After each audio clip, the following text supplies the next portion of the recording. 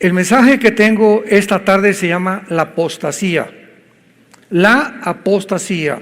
Rápidamente les doy el bosquejo. Voy a tratar en primer lugar de hacer un análisis de la geopolítica, de lo que está pasando en el mundo en 5 o 10 minutos. Va a ser importantísimo para que todos los que están dormidos todavía despierten y se den cuenta el mundo que estamos viviendo. En segundo lugar, voy a contestar la pregunta, ¿qué es la apostasía? Y finalmente, principales causas de la apostasía. Muy bien, veamos algunas condiciones del mundo rápidamente. Tuvimos una pandemia del 2020 al 2022-23 aproximadamente, y fue uno de los ensayos más grandes que Satanás ha planeado, ideado, organizado y desarrollado, porque así como cuando vino Cristo, Juan el Bautista era el antecesor y el que le pavimentaría el camino a Cristo, si es verdad que somos la última generación y que los cascos del Apocalipsis se oyen en el cielo, Satanás tiene que tener también sus precursores, y tiene que haber una pavimentación, una preparación, sobre todo psicológica y espiritual de los seres humanos, para que cuando este hombre surja en medio de la política y los gobiernos mundiales, el mundo esté preparado para recibirle. Una de las cosas que eran necesarias para que el anticristo surgiera es la tecnología que estamos viviendo.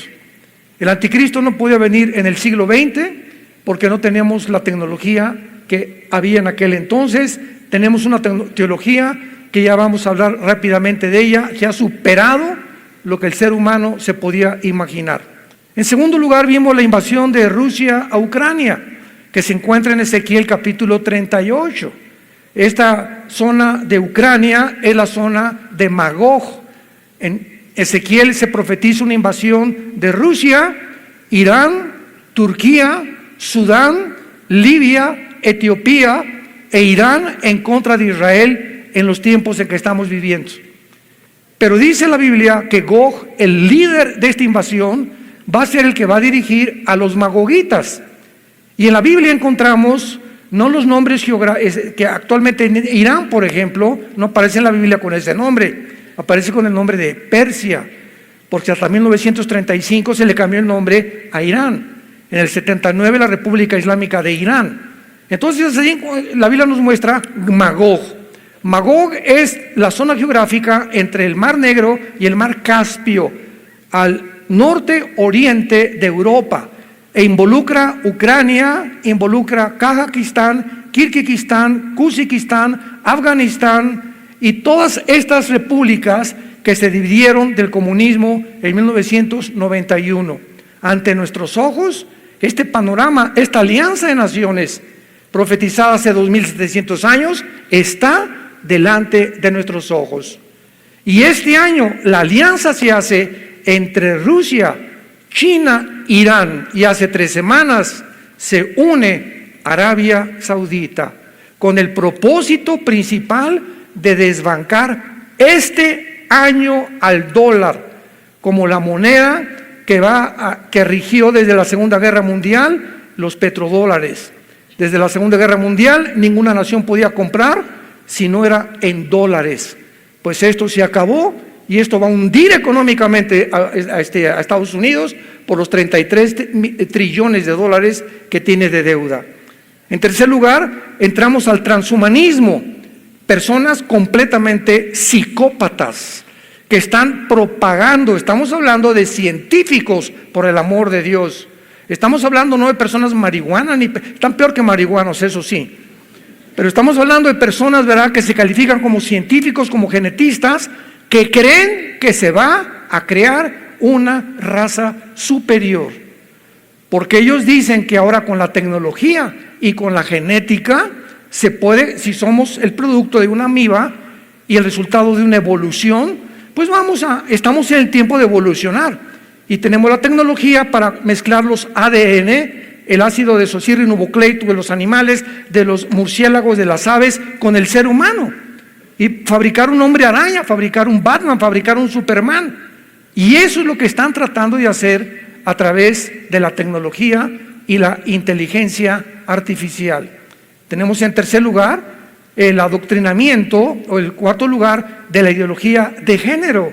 Se ha comenzado a imponer en las naciones de Europa y ahora casi toda Latinoamérica, que vienen un grupo o una élite de personas multimillonarias que llegan a determinado país. ¿Cuál es tu deuda externa, Argentina? ¿Cuál es tu deuda externa, Colombia? Pues debemos 100 millones de dólares como un ejemplo. Te pagamos tu deuda, pero vas a imponer en todas las escuelas la ideología de género.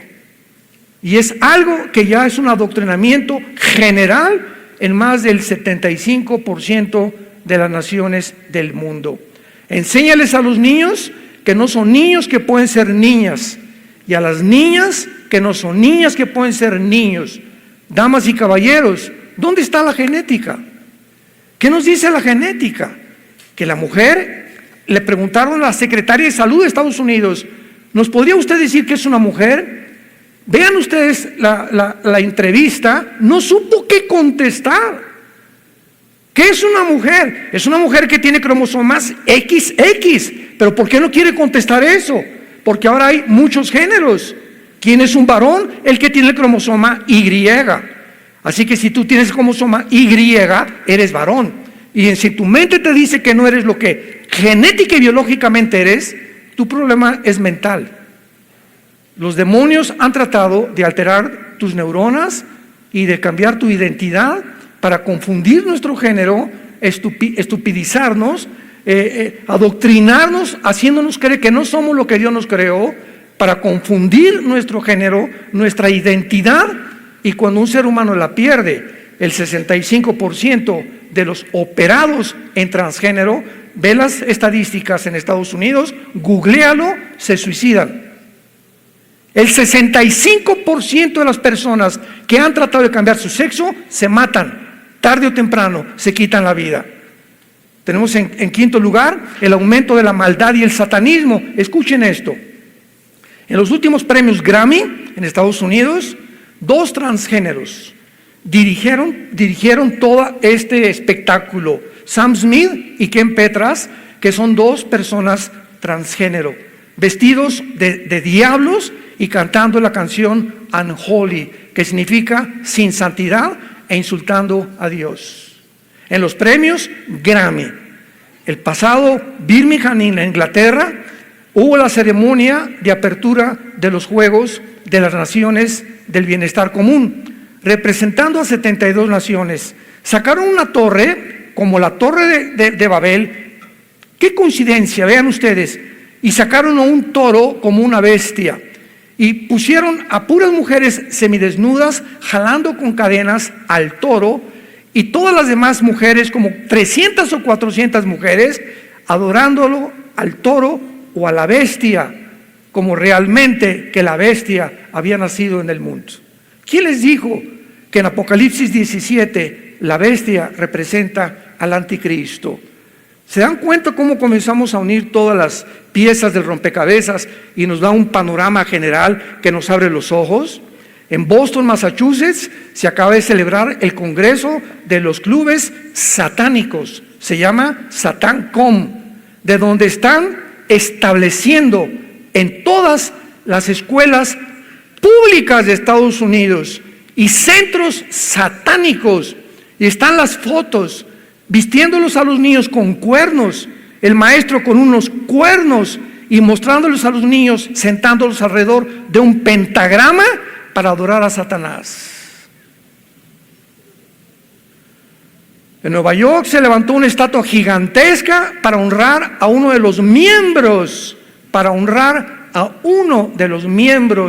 de la Suprema Corte de Justicia de Estados Unidos, la señora Ruth Bader Ginsburg, que es la promotora principal de los abortos en el mundo. Por el amor de Dios, normalmente antes se levantaban estatuas para conmemorar a héroes de la guerra o etcétera, pero ahora para personas que han comenzado a pavimentar el camino para el asesinato de millones de niños. Esta estatua tenía muchísimos cuernos en la cabeza y de brazos y pies tenía tentáculos para honrar a la ministra de la Suprema Corte de Justicia, promotora de los abortos en el mundo. En penúltimo lugar, Estados Unidos, ante nuestros ojos, no aparece en este libro que es la Biblia. Si realmente va a surgir el anticristo, no puede estar Rusia ni puede estar Estados Unidos compitiendo con el anticristo. Vemos nosotros claramente que va a ser imposible que ante el debilitamiento económico, moral, nunca un gobierno norteamericano jamás había estado tan depravado, tan degenerado, tan perverso y tan malvado como la actual administración en los Estados Unidos de Norteamérica. Y va a caer porque tiene que caer, va a quedar Rusia y va a quedar China, que se van a ocupar del área oriental, del Asia y el Medio Oriente, y encontramos en Apocalipsis 16, del 12 en adelante, en Daniel 11, 45 en adelante, que cuando el anticristo oiga a los reyes del oriente que vienen del norte, será con la confederación política que va a usar China y Rusia, que sí aparecen en la Biblia, en las naciones de los últimos tiempos. Y finalmente tenemos nosotros también claramente en la Biblia dos entidades, Israel y la iglesia. Cuando tratamos de confundir a Israel con la iglesia, comenzamos a desviar nuestra teología. Como hay actualmente una enseñanza que se llama la teología del reino, donde la iglesia va a conquistar el mal y vamos a conquistar el mundo antes de que venga Cristo. Sin embargo, Israel es el pueblo de Dios el Padre, la iglesia es el pueblo de Dios el Hijo. La iglesia no existía en el Antiguo Testamento. La entidad de la iglesia, que somos el cuerpo de Cristo, bautizados todos por el mismo Espíritu, regenerados por el mismo Espíritu, formando parte del cuerpo de Cristo, no existía en el Antiguo Testamento. El Espíritu Santo no moraba como en la iglesia, en los hombres bajo el Antiguo Testamento. Y esto es importantísimo, ¿verdad? Porque vamos a ver claramente que cuando venimos a la escatología o a las profecías de la Biblia, los tiempos finales hay que diferenciarlos de la iglesia y los tiempos finales de la iglesia. Los tiempos finales de Israel terminan con la segunda venida de Cristo en los 7 años de la tribulación, para cumplir las 70 semanas de la profecía de Daniel 9, 24 al 27. El fin de la iglesia termina con el arrebatamiento. Cuando el arrebatamiento venga, toda la iglesia es sacada, o aquellos que fueron regenerados por el Espíritu Santo, personas arrepentidas que siguieron a Jesús, apasionados por la verdad, que ganaron las almas, que fueron realmente transformados por un poder sobrenatural, son los que van a irse en el arrebatamiento de la iglesia. Y entonces el mundo va a quedar no desamparado. Dios va a levantar 144,000 judíos. Apocalipsis 7, que son los encargados de terminar lo que la iglesia nunca terminó, porque la iglesia terminará en la apostasía. Y es el tema que quiero desarrollar a continuación. Este es un tema que es muy triste, porque es muy importante también entender que aunque sabemos que la iglesia las cosas en el mundo no van a mejorar. Las cosas van a empeorar para el mundo. Para los que seguimos a Jesús, el camino del justo es como la aurora que va en aumento hasta que el día es perfecto. Y cuando el mundo se oscurezca, en nosotros resplandecerá la luz. Esta es la importancia ahorita de traer este libro día y noche en el cuarto, en tu baño, en tu carro, meditarlo o estudiarlo. ¿Por qué? Porque es lo único que nos va a sostener en el mundo que vamos a enfrentar. Antes quiero decirles que la Biblia dice en Mateo 24, 12, que el amor de muchos se va a enfriar. 1 Timoteo 4:1, el Espíritu dice claramente, sin lugar a dudas, que en los últimos tiempos muchos apostatarán de la fe. Según de Tesalonicenses capítulo 2, 3 y 4, porque quiero decirles, dice Pablo a Tesalónica, que el anticristo no va a aparecer. Antes tiene que venir la apostasía, el hijo de perdición, para que pueda aparecer y hacer su entrada al mundo el anticristo. Ahora, hay dos clases de apóstatas. Qué importante es esto. Dos clases de apóstatas: los que nunca fueron salvos y los que son salvos, pero que se apartan, cristianos que son cristianos y que se apartan temporalmente muchas veces del camino. Veamos claramente en el Evangelio de Juan capítulo 6, y vamos a tomar el principal ejemplo, que es Judas Iscariote. Dice Juan 6, versículo 64.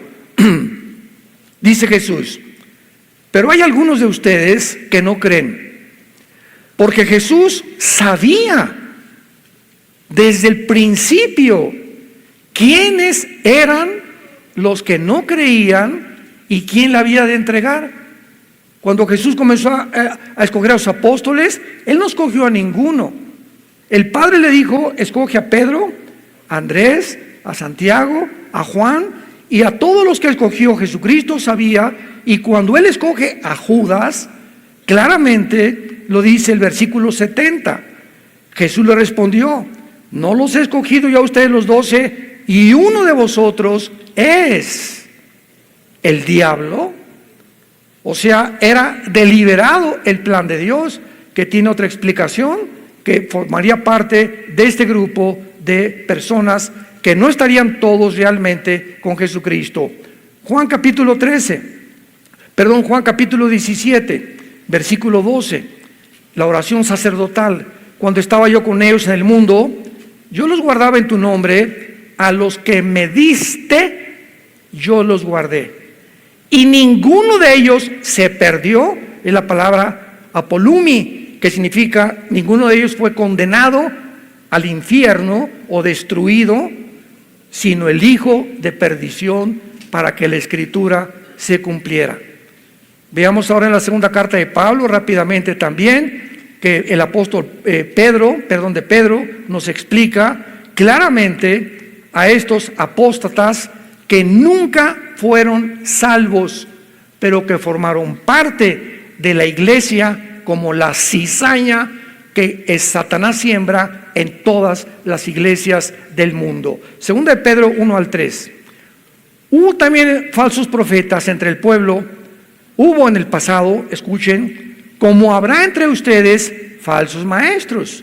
O sea, en el pasado hubo falsos profetas, falsos maestros, que en la iglesia va a haber exactamente lo mismo, que introducirán encubiertamente herejías destructoras y negarán al Señor que los rescató, atrayendo sobre sí destrucción repentina, y muchos seguirán sus disoluciones. Está hablando de personas que pertenecen a la iglesia, por causa de los cuales el camino de la verdad será blasfemado, y por avaricia harán mercadería de vosotros con palabras fingidas.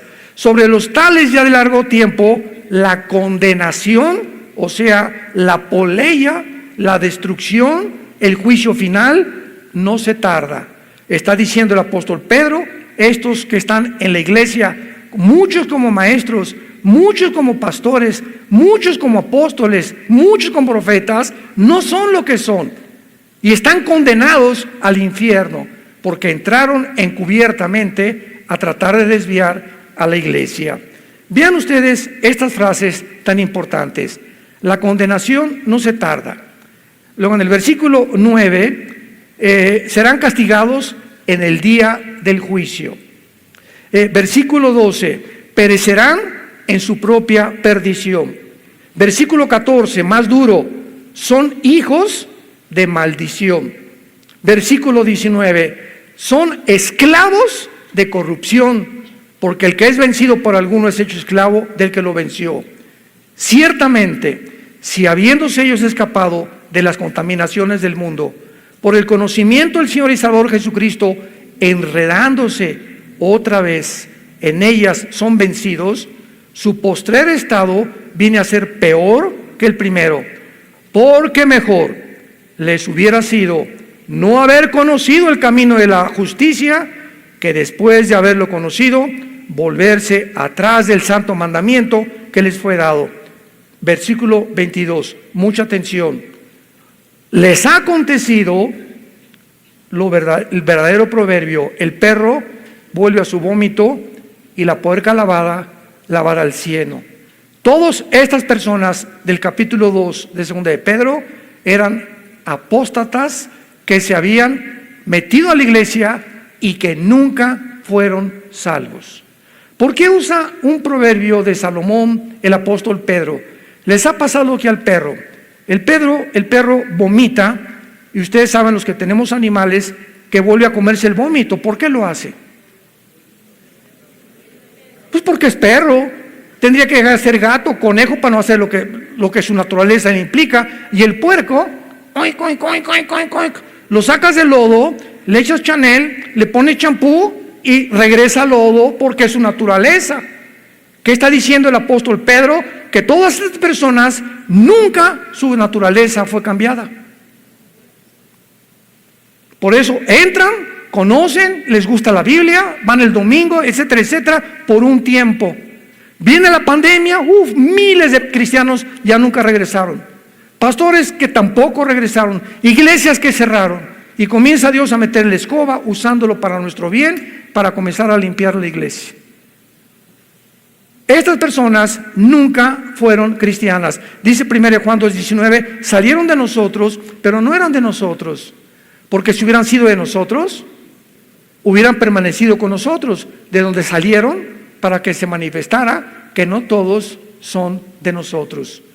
Y por eso está en debate la famosa doctrina de que si se pierde la salvación o que si no se pierde la salvación. Oye, hermano, pero es que este hermano estuvo 10 años y pues perdió la salvación. No perdió la salvación, nunca fue salvo. Nunca tuvieron la regeneración del Espíritu Santo. Lo vamos a ver más adelante. Vayamos al libro de Judas antes de Apocalipsis, para que no se vayan a Génesis. Dice Judas, versículo 4, porque algunos hombres han entrado. Toda la carta de Judas es para prevenir de los que entran a la iglesia, que se dicen cristianos, pero son los apóstatas que nunca fueron salvos.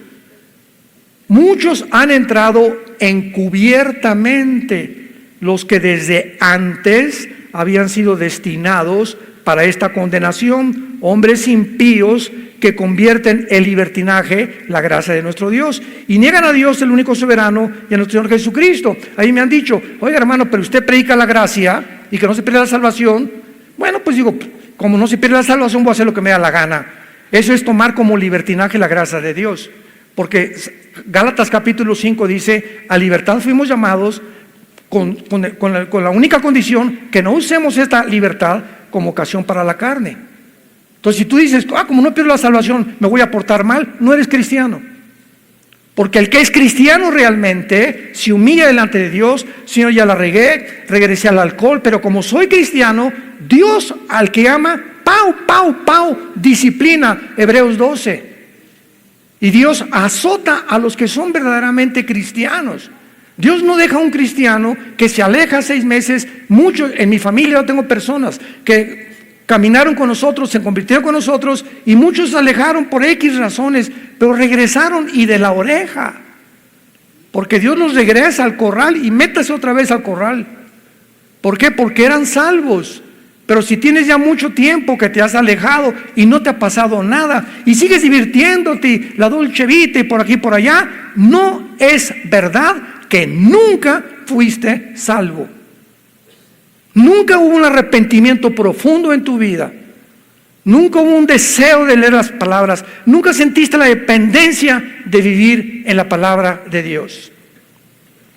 Ahora veamos los que son salvos, pero que se apartan temporalmente del camino. Vean qué clara es la Biblia. Dice la Biblia en 1 Corintios, veamos un primer ejemplo, capítulo 5, de un muchacho, 1 Corintios 5, que vivía en fornicación parece que era su suegra, el chulis.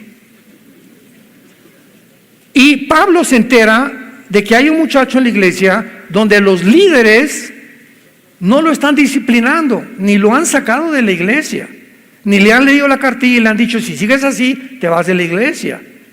Entonces Pablo les manda una carta a estos líderes, y él, teniendo conocimiento de este caso, les dice el versículo 5: el tal se ha entregado a Satanás. Escuchen: para destrucción de la carne, a fin de que el espíritu sea salvo en el día del Señor Jesús. Este muchacho iba a morir, pero como era salvo, iba a ser destruido. Y vamos a ver que se llama el pecado de muerte. Lo vamos a demostrar en muchos versículos. El pecado de muerte es cuando un cristiano verdadero, estamos hablando de los que son regenerados, insiste en vivir en pecado y el camino de Dios es blasfemado por él, entonces Dios te lleva a casa antes de tiempo. ¿Qué quiero decir? Que hay cristianos que van a morir antes de tiempo porque nunca quisieron, como eran cristianos y Dios sabe que no se iban a arrepentir, prefiere llevárselos. Y allá nos vemos, y allá te voy a dar en el tribunal de Cristo tus buenos cueros. Esta persona no podía perder la salvación, aunque muriera como fornicario. Había caído en la fornicación, no se había arrepentido, pero como era regenerado, Dios se lo llevó. 1 Corintios capítulo 11. En la cena del Señor, los corintios la convirtieron en un bacanal y comenzaron a tomar el pan y la copa, el vino, como si fuera un juego, como si fuera una posada o como si fuera una fiesta. Y Pablo se enoja muchísimo y les escribe a esta iglesia y les dice, versículo 27, 1 Corintios 11: de manera que cualquiera que coma este pan o bebe esta copa del Señor indignamente, o sea, significa sin respeto en el original griego, que te la tomas como si fuera una Coca-Cola o el pan como si fuera una concha de la tía rosa, será culpado del cuerpo y de la sangre del Señor. Por tanto, pruébese cada uno a sí mismo y coma el pan y bebe la copa, porque el que come y bebe indignamente sin discernir el cuerpo del Señor, juicio come y bebe para sí. Pausa. El juicio nunca es para los no cristianos. Dios es el que ama disciplina, estamos bajo el Nuevo Testamento. Entonces, si Dios va a juzgar a alguien, es porque es cristiano, porque el juicio comienza, 1 Pedro 3, en la casa de Dios. Por lo cual, dice Pablo, hay muchos enfermos y debilitados entre ustedes, y muchos duermen. Y si nos examináramos a nosotros mismos, no seríamos juzgados. Cantidad de cristianos en Corinto comenzaron a enfermarse y a morir antes de tiempo porque no querían arrepentirse de sus pecados. Pero como eran salvos, dice el apóstol Pablo, ¿verdad?, que se los tuvo Dios que llevar antes de tiempo. Veamos ahora en Santiago capítulo 5. La Biblia de Dios no es de interpretación privada. Tenemos que poner precepto sobre precepto, línea sobre línea, comparar escritura con escritura para poder determinar claramente una doctrina. Y aquí vemos nosotros en el libro de Santiago, en el capítulo 5, Santiago capítulo 5, versículo 19 y el 20. Pongan mucha atención, hermanos. ¿A quién le está hablando? ¿Perdón? Tenemos que ver claramente la Biblia, hermanos, a los cristianos. Si alguno de entre ustedes se ha extraviado de la verdad y alguno le hace volver, sepa que el que haga volver al pecador el error de su camino, salvará de muerte un alma y cubrirá multitud de pecados. ¿Qué significa salvará de muerte un alma? Que si tú a un cristiano que conoces, a tu compadre que supiste que se emborrachó ayer en una fiesta, o conoces un muchacho que anda fornicando con su novia, tú eres su amigo y vas y lo reprendes y le dices, ¿verdad?, lo que estás haciendo no es ante los ojos del Señor, y logras que se arrepienta, salvas que Dios se lo lleve antes de tiempo al cielo. Lo salvas de muerte física, no de muerte eterna. Porque un cristiano no puede pasar en condenación eterna jamás. Tenemos la vida eterna de Dios. Y finalmente, el apóstol Juan es el que sella todas estas enseñanzas en su primera carta de Juan, capítulo 5, versículo 16. Si alguno viere a su hermano cometer pecado que no sea de muerte, es el que está hablando Santiago, el de los Corintios 5, el de los Corintios 11. Si tú ves si algún cristiano comete pecado que no sea de muerte, Dios le dará vida.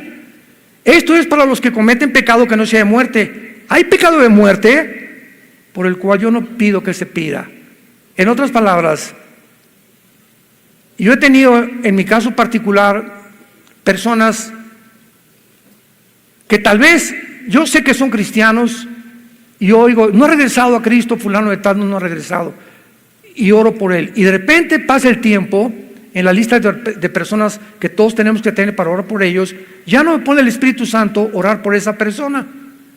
Y pasa un mes o 2 meses, ¿supiste lo que le pasó a fulanito? No, se estrelló en su motocicleta, se fue al barranco en un coche, le dio una embolia cerebral, se murió de COVID. No significa que todos se mueran de COVID, significa eso, ¿verdad? Pero Dios cualquier cosa lo usa para llevarse a esa persona al cielo. ¿Por qué? Porque es preferible que Dios te lleve al cielo antes que sigas dando un mal testimonio al mundo diciendo soy cristiano y que vivas una vida doble. Veamos algunas causas de la apostasía y la primera es negligencia de la palabra de Dios. ¿Por qué hay cristianos que se alejan de Dios? ¿Por qué hay cristianos que comienzan? Porque la palabra apostasía significa alejarse de Dios o alejarse de la verdad o alejarse de la fe una vez dada a los santos. Es lo que es la palabra griega apistemi, con ph intermedia, apisteme, separarse, dejar el camino, en otras palabras, brincarte las trancas del rebaño y meterte al bosque donde están los lobos. No hay más que un destino, la muerte, los lobos te van a comer, el mundo te va a comer. Entonces hay cristianos, ¿verdad?, que comienzan a tratar o se brincan las trancas simplemente porque no han entendido que este libro nos fue dado para sostenernos. No solo de pan vivir el hombre, mas de toda palabra que sale de la boca de Dios. Yo antes de ser cristiano comía porque es alimento a mi cuerpo, bebía porque es alimento a mi sangre. Entonces me sostenía físicamente del alimento físico. Pero ahora que soy cristiano, nunca me imaginé, porque la Biblia me revela que somos espíritu. Espíritu, sí, aparte de tu alma tienes un espíritu. Y ese espíritu necesita alimento. Y es la parte más importante de tu vida. Y el único alimento que hay para nuestro espíritu es la palabra de Dios. Entonces, si tú dejas de alimentarte con esto, ¿qué pasa? Te comienza a marchitar. Comienzas a tener ideas que no tenías antes. Comienzas a ver mujeres que no deberías de ver. Comienzas a ceder a las tentaciones de tu novio que te está acariciando y se pasa con las caricias y no le das una bofetada y le tumba los dientes. Comienzas a hacer cosas con tus amigos, con tus compadres, a ir a fiestas que no deberías ir, a discos que no deberías ir. ¿Y por qué? Porque no tienes la fuerza. Viene una tentación y caes en adulterio o caes en fornicación. ¿Por qué? Porque no has entendido que no tenemos fuerzas inherentes de nosotros para sostenernos. Somos demasiado débiles. Han hablado los conferencistas de esta situación.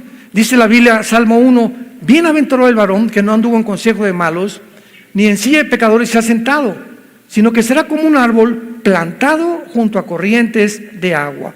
Hagan de cuenta que esta bocina es donde yo voy a estar plantado. Y esto, donde un árbol que está plantado, donde hay un río, es lógico que siempre dé hojas y que esté fructificando. Es lógico. Porque el árbol no tiene vida en sí mismo, tiene que estar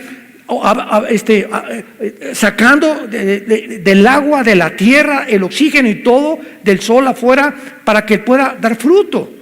Entonces nosotros tenemos que estar plantados en la Biblia.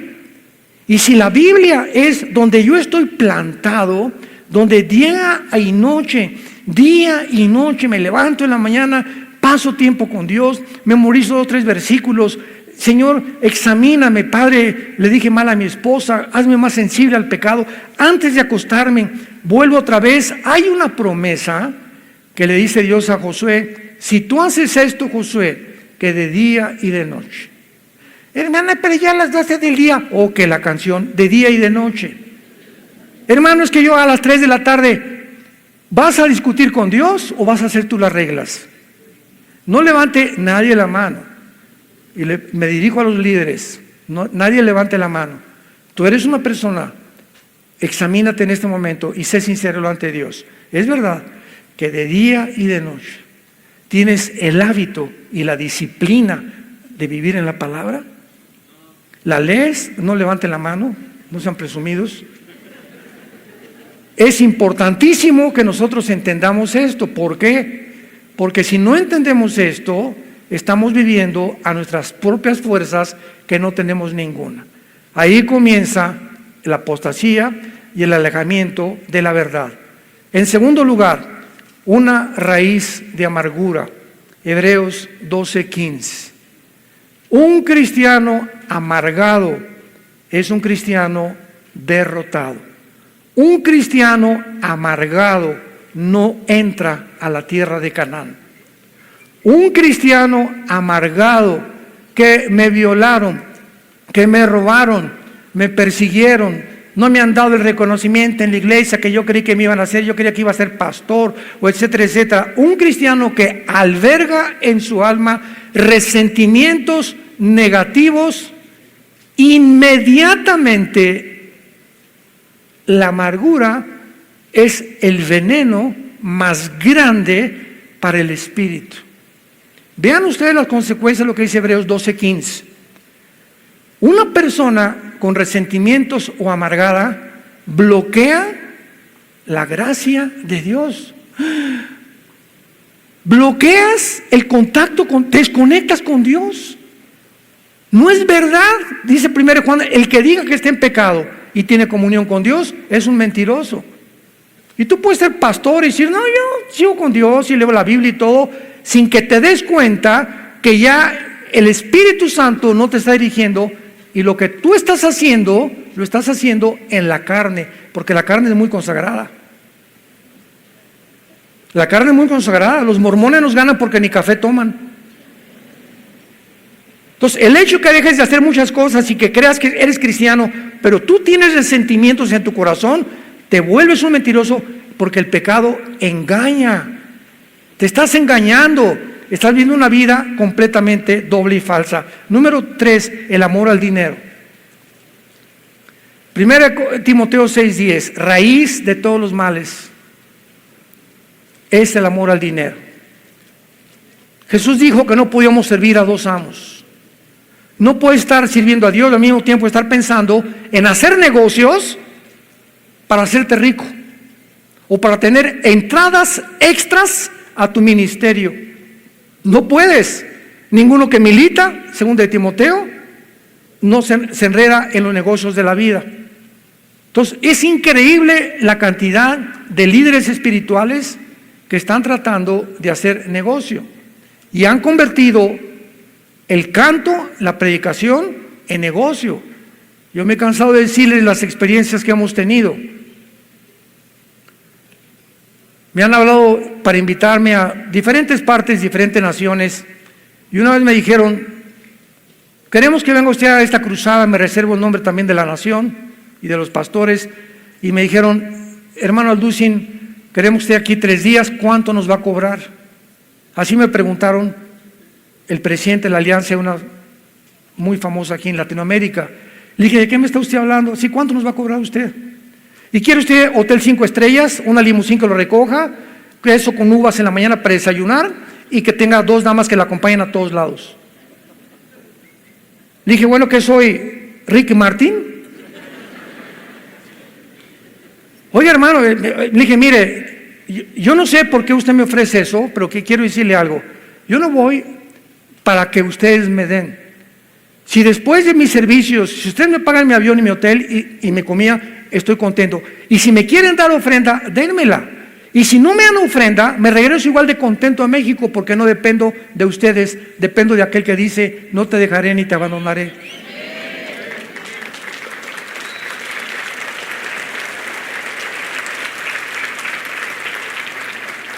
¿De quién estamos dependiendo? Dios nos va a probar, ¿eh? ¿De quién estamos dependiendo? ¿A quién miras para tu sustento? ¿A quién estamos mirando para nuestro sustento? ¿A los hombres? ¿Lo que nos pueden dar? Si te corren del trabajo, ¿crees que Él es el proveedor que te contrató para el trabajo? ¿O tus convicciones delante de Dios? El amor al dinero. En cuarto lugar, no tener temor de Dios. ¿Qué es el temor de Dios? La conciencia continua que Dios nos observa las 24 horas del día. Génesis 16:13, tú eres Dios que ve. Proverbios 15:3, los ojos de Jehová están en todo lugar, mirando a los buenos y a los malos. Salmo 139, del 1 al 3, oh Jehová, tú me has examinado, me has conocido, has entendido desde lejos mis pensamientos, todos mis caminos. Desde que me levanto hasta que me acuesto, te son conocidos. 2 Corintios 5:10, porque es necesario que todos comparezcamos ante el tribunal de Cristo, para que cada uno reciba según lo que haya hecho mientras estaba en el cuerpo. Proverbios 5:21, porque los caminos del hombre están delante de Jehová, y Él considera todas sus veredas. Temer a Dios es saber que te está viendo cuando nadie te está viendo.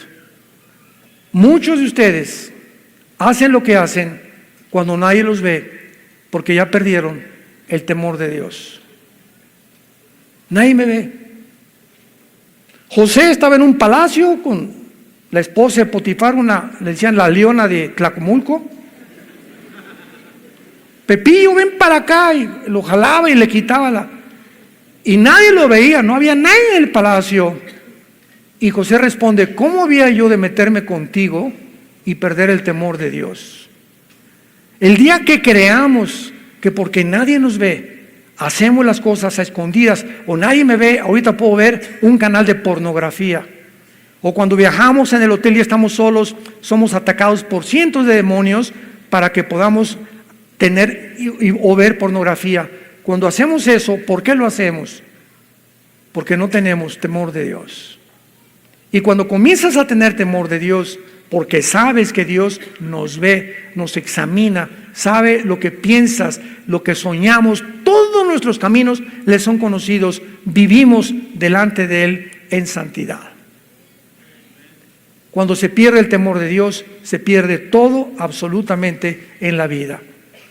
Y finalmente, la apostasía viene en hombres sin carácter, que no tienen una vida disciplinada para estudiar la Biblia. Un pastor debe pasar 5, 6, 7 horas diarias, con concordancia, diccionario bíblico, comentarios, estudiando, buscando raíces, leyendo libros cristianos. Un cantante de ópera, Bocelli, vocaliza 5 horas diarias, Pavarotti 6 horas diarias vocalizaba. Renata Cáliz, María Calas, los cantantes de ópera, todos, un karateca, cinta negra, tiene que practicar 4 o 5 horas diarias, pianistas, cantantes, y nosotros que servimos a Dios, creemos que estamos en cualquier cosa cuando estamos atacados en un mundo espiritual. ¿Qué alimento le puedes dar a tu familia, a tu iglesia, cuando no tienes tiempo para Dios? Y tus sermones ya son los de hace 3 o 4 años, que te los fusilaste no sé de quién. ¿Por qué? Porque no tienes el tiempo para Dios. Personas sin amor por las ovejas, profesionales del ministerio. ¿Cuántos pastores están simplemente por el sueldo y no por el amor a la obra de Dios? Y Dios nos prueba los motivos por los cuales estamos sirviendo a Dios. sin amor por la esposa y la familia. Les decía en la comida ahorita a los pastores, entramos a muchas iglesias y la esposa por allá, el pastor por acá y las ovejas. Oye, yo ni siquiera sabía que estaban casados. Nunca los ven de la mano, nunca los ven juntos, nunca los ven caminar, nunca ven que el pastor pellizque de vez en cuando a la esposa, que se dan besitos de vez en cuando. No se puede vivir una vida sin amor por la esposa, sin tenerla como reina, sin saber que es importantísimo que el matrimonio es dos juntos persiguiendo el mismo objetivo. Nada de que yo soy espiritual y mi esposa se quedó. Pues te vas a esperar a que levantes a tu esposo, porque tú no puedes caminar solo sin tu esposo, y te vas a tener que esperar, ministrarla a ella o arreglar algún asunto, alguna raíz de amargura que tenga contra ti, porque es importantísimo que los dos caminemos juntos.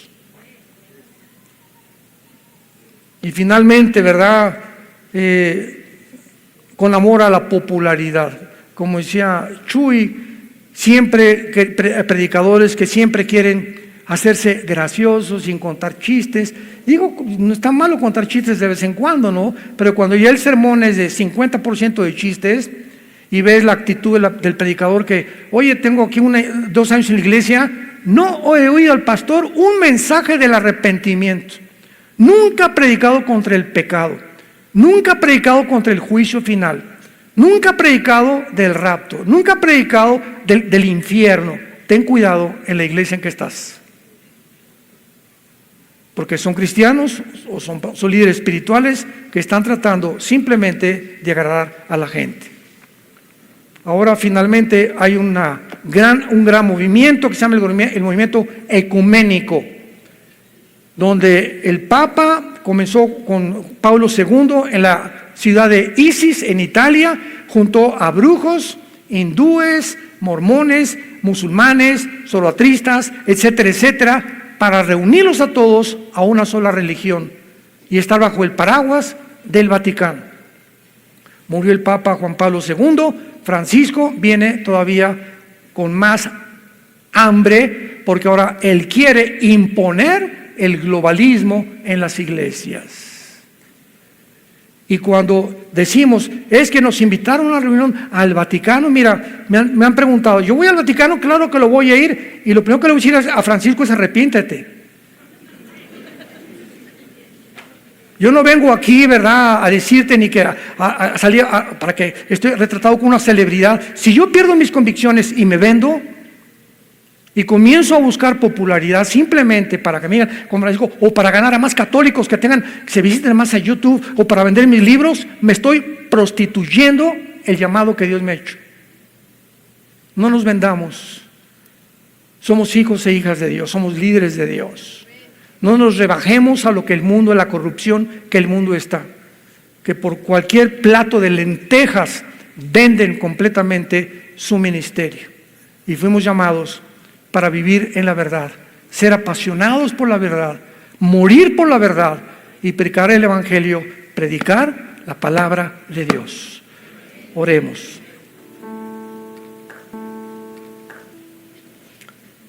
Bendito sea el Dios y Padre de Jesucristo nuestro Señor, que nos ha hecho renacer para una esperanza viva, que nos ha santificado mediante el Espíritu Santo, salpicados con la sangre de Cristo, para obedecer la fe, para obedecer la verdad, para seguir el camino de la santidad. Y si me invocáis, dice el Señor, si me llamas Padre, es importante que andes bajo el temor durante todo el tiempo de tu peregrinación. Siempre recuerda el enorme, incalculable precio que hizo mi Hijo en esa cruz.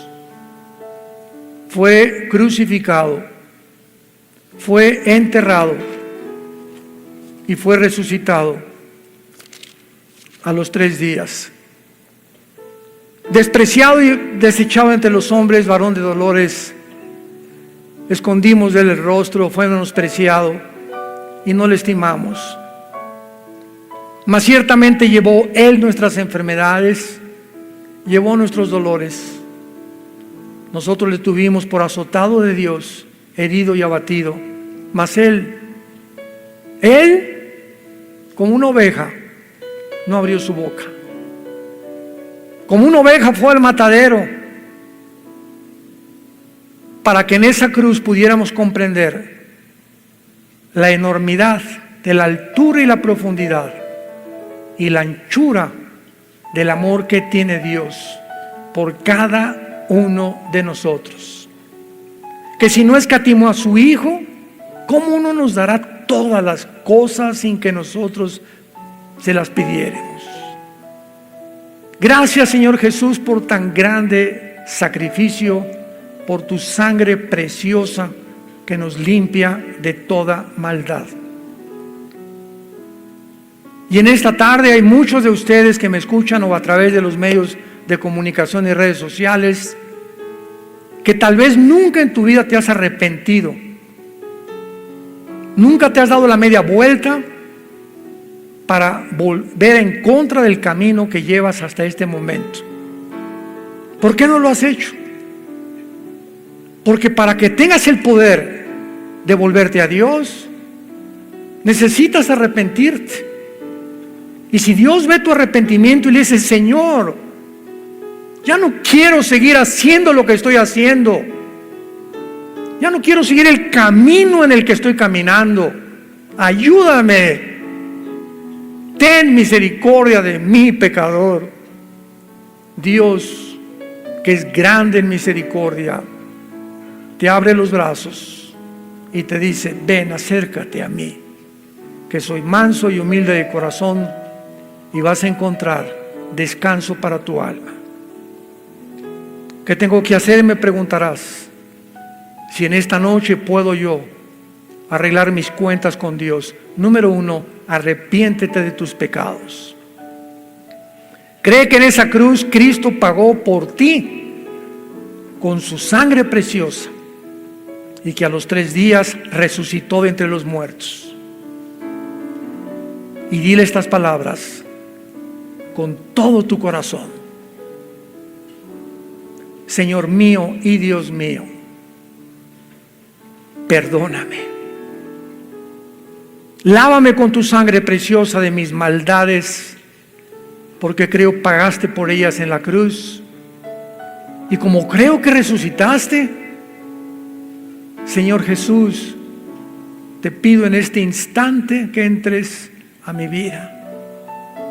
Te recibo como mi Señor, como mi Salvador de mi alma, y viviré tranquilo de aquí en adelante por saber que el día que yo muera, de cualquier cosa que tú me llames, moriré en paz, porque tus ángeles me estarán esperando al pie de mi cama para reunirme contigo por toda la eternidad.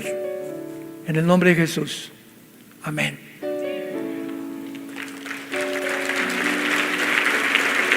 Gracias a Dios por su palabra. Los cielos y la tierra pasarán, pero mis palabras nunca pasarán.